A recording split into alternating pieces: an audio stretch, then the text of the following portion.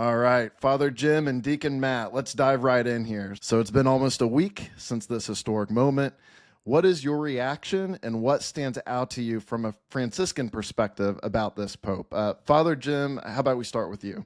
I think first and foremost, the entire unexpected appearance of him on the balcony of St. Peter's Basilica. His name was mentioned, but way down a list. And I guess in many ways, it's surprising that he did show up when he did and that it was him. But it's also again affirming that public opinion and our digital age and whatever it is knows nothing about us.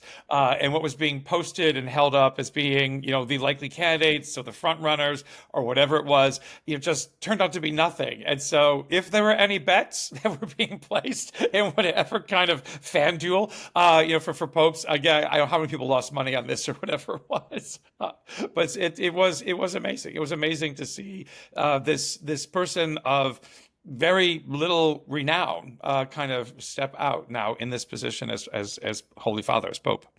What about being a Franciscan friar, Father Jim? Like, what stood out to you about him coming right after Pope Francis, who's been described as someone with a Franciscan heart? What was your reaction there from a Franciscan point of view?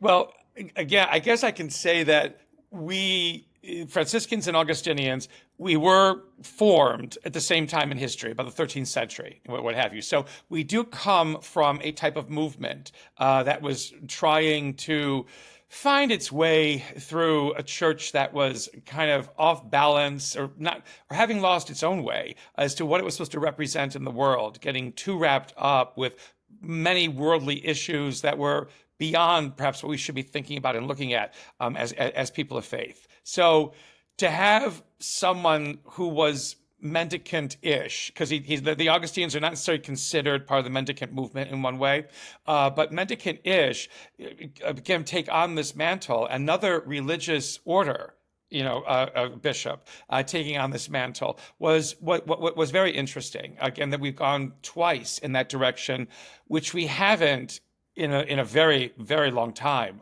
It's always interesting that in the Eastern Orthodox Church, bishops usually come from the monastic communities, not necessarily from the parochial communities. So it's an interesting kind of nod, if that was even thought about in some ways, to that kind of practice in the East by choosing another religious community member within that.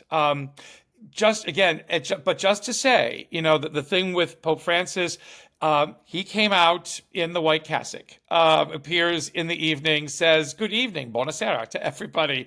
And Leo comes out in the papal regalia.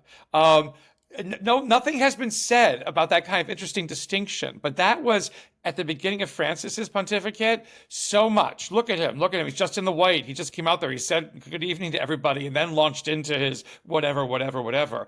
So there was a bit of a difference. What does it mean? Where are we going with this? Still remains to be seen within that. But I think it's important to kind of acknowledge that first and foremost. So where he goes as a person formed within this mendicant orbit will be interesting, to see an ancient order within the church, not like those upstart Jesuits who were formed in the 16th century, but it was way back when.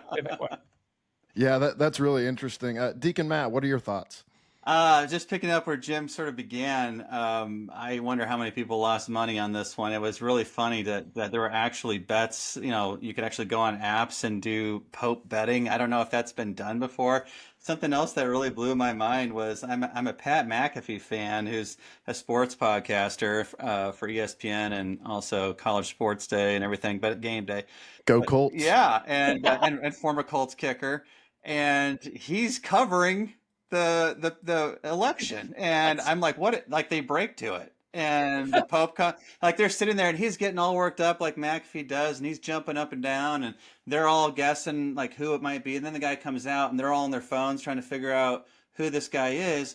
And I hate saying it, sorry, Pat McAfee, but nobody on that show knew anything about Catholicism or anything about the Pope or papal elections, but it was so funny to watch it. And it was interesting to see Catholicism, which is so countercultural oftentimes and Yeah, so yeah, hidden yeah. within mainstream culture, to be kind of front and center. So that, like, to be on the Pat McAfee show, covering the Pope coming out on the loggia was the most bizarre thing I've ever seen in my life. So that's where I want to start. I think it's been a bizarre experience. It's been very exciting. I want to say too that given the very little that Leo has said about his agenda, he has talked a little bit about Catholic social teaching, and he also makes a strong connection with Vatican II, as did our previous pope, and wanting to carry forward that council and all of its teaching. And I think, in specifically, I'll be interested to see how he does that, and how does he make Catholic social teaching relevant for this generation and next generations of Catholics, and how does he make that teaching resonate, and how does he do it in a way that invites everybody and who's not like an insider to understand the beauty and the dignity of Catholic social teaching and how it's so important in our world today. I'm very interested to see how that all plays out. I also think, like Jim mentioned, kind of, who is this guy? Yes, he's an American, but he's also has a Peruvian, citizen status, and but I love the idea, and I think this was totally a Holy Spirit thing, to be honest with you, because in a way, he's kind of representing the Americas, and I think that's a genius move, because there's been a lot of um, historically and recently, a lot of kind of like a pipeline of evangelization and theology, particularly pastoral theology, coming from Latin America. Pope Francis really helped to usher that in with like accompaniment. And even we've been talking in the church for a long time, like back with John Paul II, about new evangelization. Well, all of that speak began with the bishops in Latin America.